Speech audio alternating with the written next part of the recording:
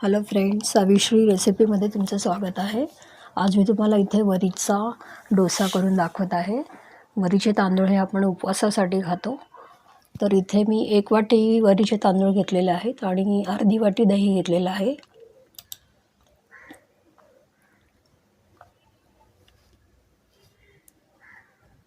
वरीचे तांदूळ आपल्याला व्यवस्थित धुवून घ्यायचे आहेत. त्याला एका ताटामध्ये घ्यायचं आणि त्याला धुवून घ्यायचं आहे. आता मी वरीच्या तांदळामध्ये थोडंसं पाणी ठेवलेलं आहे आणि जे आपण अर्धी वाटी दही घेतलेलं आहे ते आपल्याला घ्यायचं आहे. तांदळामध्ये जास्त पाणी ठेवायचंच नाही आहे, दह्यामध्येच ते मिक्स करून ठेवून द्यायचं आहे.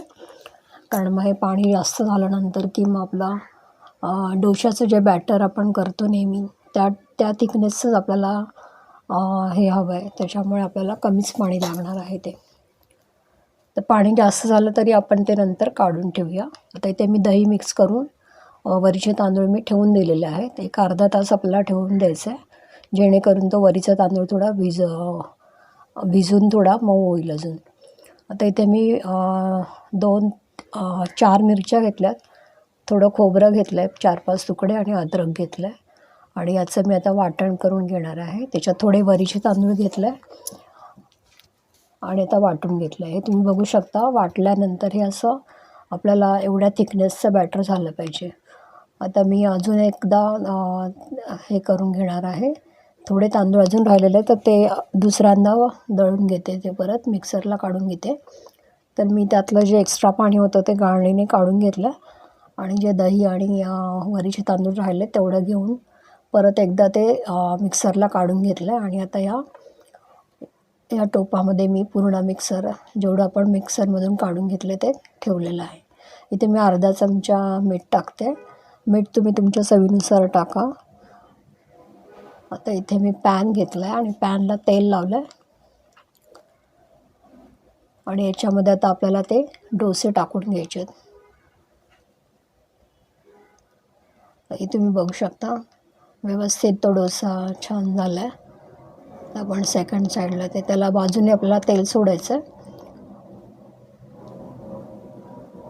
तुम्ही याच्यात हवं तर साबुदाणा हे करून पण साबुदाण्याचे जे दाणे असतात ते डायरेक्टली मिक्सरला काढून त्याची पावडरसुद्धा याच्यात ॲड करू शकता. आता मी इथे सध्या वरीच्याच तांदळाचं केलेलं आहे हा डोसा. तर तुम्ही बघू शकता हे दोन्ही बाजूने छान भाजलेलं आहे. तो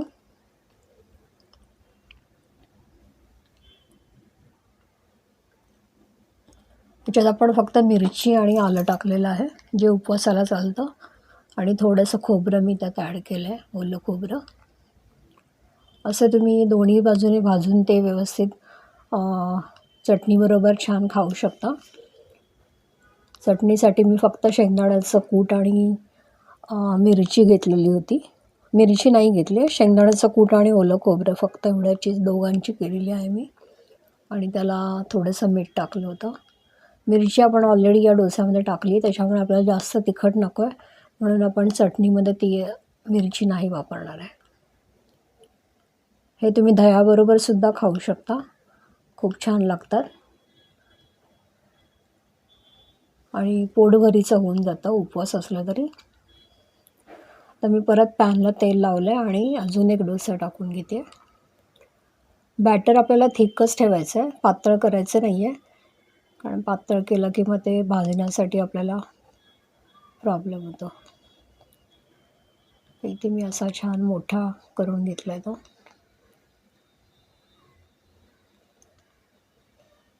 आता हे मी कडेने त्याला तेल सोडलं आहे.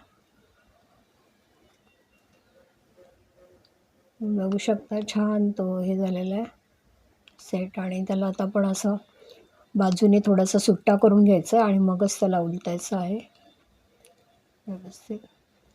बॅटर जाडसर असलं की ते डोसे व्यवस्थित येतात, आपल्याला ते पातळ करायचं नाही आहे.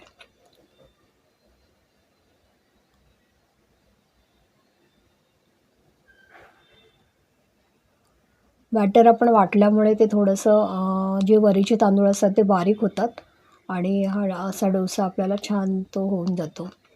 तर तुम्ही बॅटर जेवढं जास्त होईल तेवढं ते बारीकच करून ते वापरा, जर ते जाडसर राहिलं तर मग ते तुटण्याचं चान्सेस जास्त आहेत, कारण त्याच्यामध्ये आपण बाकी काही ॲड नाही केलं आहे. याच्यात जर तुम्ही साबुदाण्याचं पीठ वगैरे ॲड केलं तर तो डोसा तुटणार नाही, तो व्यवस्थित येईल. इथे मी 2-3 डोसे केलेले आहेत. मला याचे 1 कप वरीच्या तांदळाचे माझे 4 डोसे झाले बरोबर. आणि ते आता मी चटणी त्याची करणार आहे आणि त्याच्याबरोबर ते छान झाले होते ते, मस्त. इथे तुम्ही बघू शकता ओलं खोबरं घेतलेलं आहे मी आणि त्यात दह्याचं पाणी जे राहिलं होतं ते मी ठेवलं आहे त्याच्यात, ते टाकलेलं आहे आणि शेंगदाण्याचा कूट 1 चमचा घेऊन ते टाकलेलं आहे आणि छान झाली होती ती चटणी. तुम्ही बघू शकता छोटीशीच वाटी झाली पण ती चांगली झालेली. आणि हा डोसा आणि ही चटणी तुम्ही खाऊ शकता उपवासाला. तुम्हाला जर माझी रेसिपी आवडली असेल तर जरूर लाईक करा, शेअर करा, सबस्क्राईब करा माझं चॅनल. Thank you for watching.